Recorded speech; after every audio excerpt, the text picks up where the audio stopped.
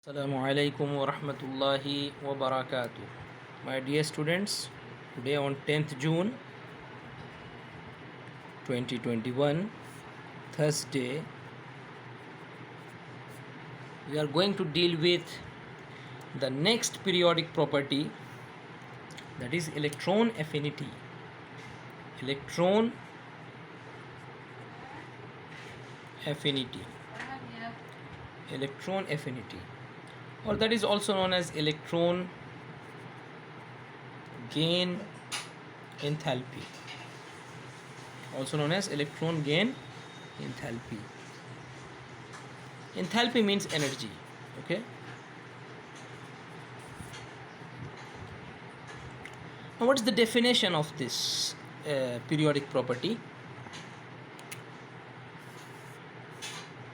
Ionization energy is the amount of energy required, isn't it? It's the amount of energy required to remove an electron. Whereas electron affinity, when we talk about electron affinity, is the amount of energy released.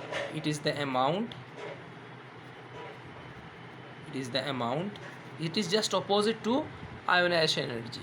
So it is the amount of energy released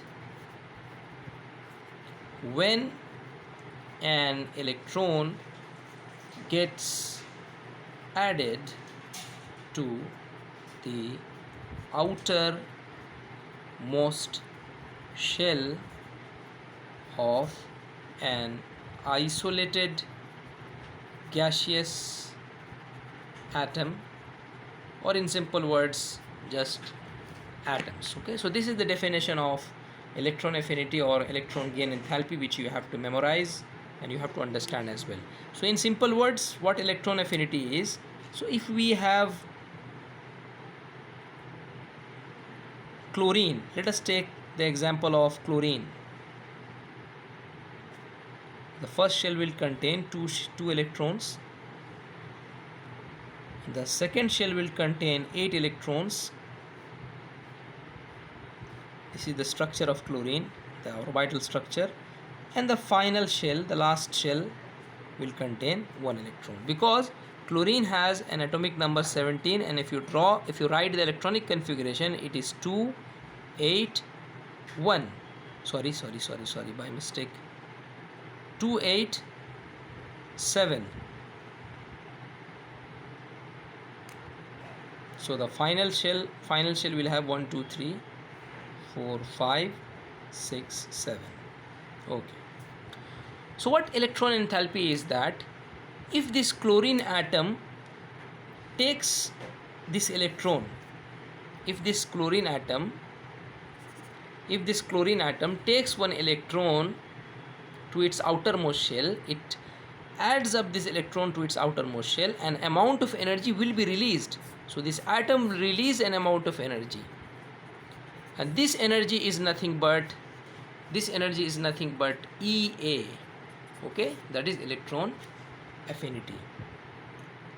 Affinity in the English word itself means attraction of something.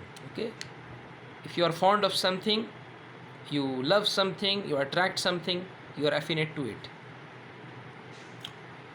Now let us talk about the factors upon which electron affinity depends.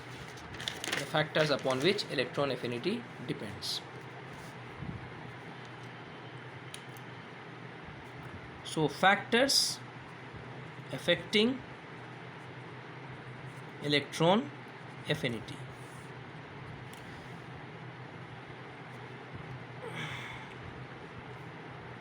Before going to understand about the factors, let me make you clear that it's an energy, so its SI unit is kilojoule per mole, as well as you saw in ionization energy, and it may have units of electron volts. Okay, so but the SI unit is kilojoule per mole. Factors affecting electron affinity. What are the factors? It's same as the earlier periodic properties. Number 1 is atomic size. It depends upon the atomic size. And number 2, it depends upon the nuclear charge. So you can notice that Apart from atomic size, atomic radius, all of the periodic properties have these factors in common. Okay, these are the factors which are going to affect their variation when you move across a period or down a group. These are the only factors which affect the periodic properties, okay, apart from the atomic radius. And what are they? They are atomic size and nuclear charge. So my dear students, electron affinity depends upon the gain of electron, isn't it? The gain of electrons. And when it gains an electron, it releases energy. The atom, when it gains an electron, it releases an amount of energy, and that amount of energy which is released is nothing but electron affinity. So it depends upon the attraction of electrons, gain of electrons. So atomic size, let's discuss about how electron affinity depends upon the atomic size. Smaller is the size, let us take two atoms, one is bigger and one is smaller. Smaller is the size, greater is the nuclear pull, yani the attraction between the nucleus and the outermost shell is greater in comparison to larger atomic sizes. Okay, so if the nuclear pull is greater, it means it becomes very easy for that atom to attract electrons, isn't it? To attract electrons. So it gains electrons easily. When the atomic size is smaller, that means the nuclear pull is stronger. When the nuclear pull is stronger, it means it is very easy for the atoms to gain and attract electrons. And when they will attract and gain electrons, definitely they will release energy. So easier is the attraction, higher is the amount of energy released. Okay, and that amount of energy which is released is nothing but the electron affinity. So that means smaller is the size, greater is electron affinity. Understood? Now let us take the second factor, that is nuclear charge. Nuclear charge is the charge of the nucleus, that is number of protons, that is nothing but the atomic number. Okay,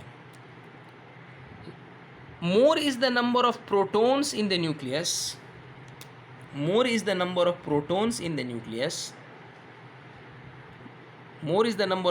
suppose I am depicting two nucleus. Okay, it is having a bigger size than this one. I am depicting two nucleus for making you understand this concept. Okay, so I am taking two nuclei. One is larger in size and the other one is smaller in size, meaning it contains more number of protons in comparison to this one. So more is the number of nucleus, stronger is the nucleus, that is the charge of the nucleus is greater. So stronger is the nucleus means it will attract the outermost electron strongly. That means it can gain electrons easily. If the nuclear pull is stronger, is the strength of the nucleus is greater, it will pull and attract the electrons easily. And if it attracts and gains electron easily, it will release, the release of energy will be easier, that is electron affinity will be greater. So again, nuclear charge increases, electron affinity increases. Hope you understood the factors, how these factors affect the variation of electron affinity. Now in the next video I will be explaining you the variation, the trends in electron affinity when we move across a period and down a group.